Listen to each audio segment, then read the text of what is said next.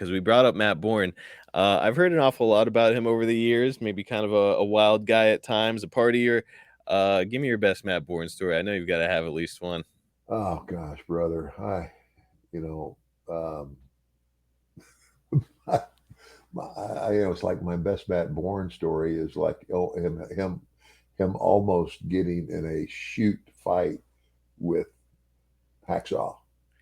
Was that was not all that long ago, right? Like 10 years ago or something? 12 Um, years ago? well, I think it was a little longer than that, but I mean, Was this in Mid South? Did they got into a shoot yeah, fight? Oh, okay. Yeah, so yeah. they did it a few years ago, well, like 10, 12 years ago at like an indie event where it was like it turned into a shoot in the middle of the ring. I don't know if you've ever seen that footage.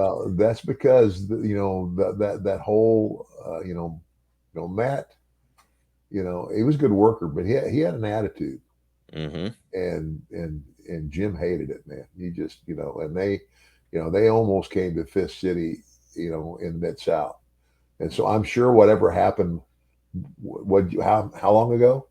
It's man, I'm probably gonna get killed online for not knowing the exact year. It Well, may have been like 2009, 2010, somewhere yeah, in there. but wherever that was a hangover.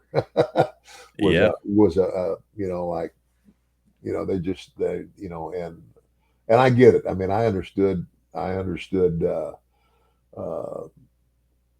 I understood Jim's angst with Matt. Matt was a good worker, but just he just had an attitude about him that wasn't the best. Yeah, it's rest in peace to Matt Bourne. I'm sure he's a lovely human being. I've never had the opportunity to meet him before Yeah, he passed, but yeah, I mean, from everything I've heard, like, man, the guy could be really volatile, kind of living life on the edge, yeah, and like, yeah, when you start doing that, you're messing with people's money. yeah, yeah. And that's it. I mean, you couldn't have said it better. Like I said, great in the ring, great worker, but it's like it takes more than just being a great worker. You got to get along with everybody, and you know, there's got to be compromise sometimes, and he just it wasn't there.